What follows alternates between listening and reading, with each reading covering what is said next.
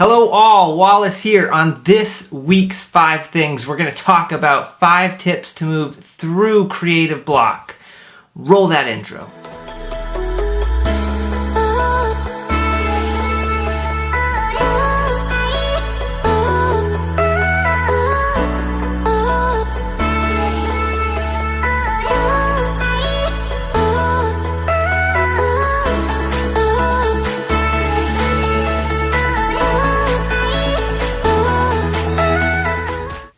Ooh, creative block.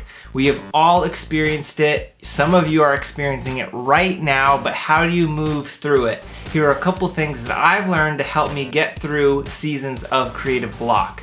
Let's get right into it. Number 1 is change your environment. This can be as simple as moving locations. If you work at a desk, try working at a coffee shop or up in the mountains or in the woods or at the beach. Any way to kind of bring in new inspiration, stimulate your senses in a different way, that can really help get the brain starting to move again so you can get past that creative block. I can remember writing a voiceover script for a curriculum trailer that we were producing, and I was stuck on the close, the very last 2 lines, which of course is supposed to be this epic climactic closing that wraps it all together, and I just could not figure out the right words to tie everything up.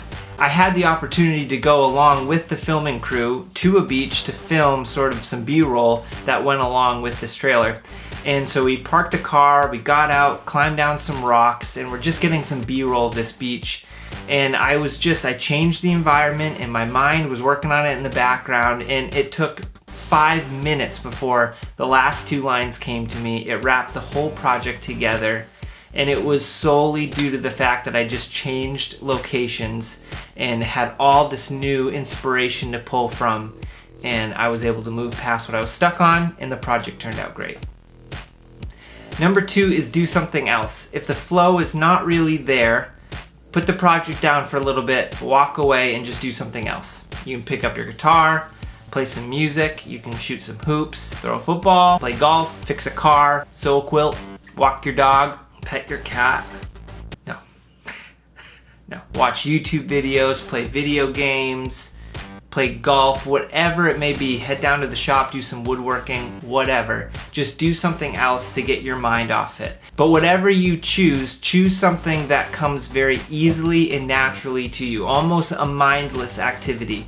Because what I've found that really helps is if it's something that's mindless and can be done on autopilot almost, your brain will still work on the problem that you need to solve in the background. And that's what you want. You want the gears to be moving even if you're not fully focused on that in the moment. And that can very much help you get past something that you're stuck on. Tip number 3 to move past the creative block, sometimes you just have to keep showing up. And this is a hard one because it's not necessarily a specific separate activity that you can do, but you just sometimes got to be a pro and you got to show up and you got to work through it. Sometimes we have to wrestle with ideas in order for them to work. And oftentimes when it's hardest, that's when breakthrough is closest. And so you just have to persevere and keep pushing through. I mean, think of all the incredible inventions and breakthroughs over time that wouldn't have happened if someone just gave up when it was at its hardest. So push through, push yourself. Sometimes you just gotta work and wrestle the idea till it fits, till it flows. It's been said that Thomas Edison failed 1,000 times while inventing the light bulb, but he never gave up. He pushed through, he persevered, and of course, let there be, you know what I mean? Light. There's light. He did it. Good job. Good job. Number 4, reverse engineer. Sometimes in order to move forward, we have to work backwards. Wait, what? Sometimes you have to start with the end in mind, and if you can at least get a picture, a glimpse of what your end goal is, you can start to deconstruct and work backwards, and that can help you if you're stuck moving forward. All right, and number 5, the 5th tip to move past the creative block, and it's often overlooked, but it's get some sleep. Rest on it. Sometimes you gotta put it down, you gotta get a good night's sleep, and come back when you're fresh and you'll see things from a totally different perspective. Sleep, especially deep sleep, is so important to the creative process. I know we've all read those stories of those geniuses that slept only 30 minutes every 6 hours and added 14 years to their life. But that's not normal. Sleep is good for us and it helps the brain perform at its peak performance. And listen to this, a study has shown that the REM sleep stage, rapid eye movement, helps the brain connect unrelated ideas, which in turn aids in creative problem solving. Now, isn't creative problem solving sound like the answer to creative block? So basically, you need sleep. You need good sleep. So don't ignore it.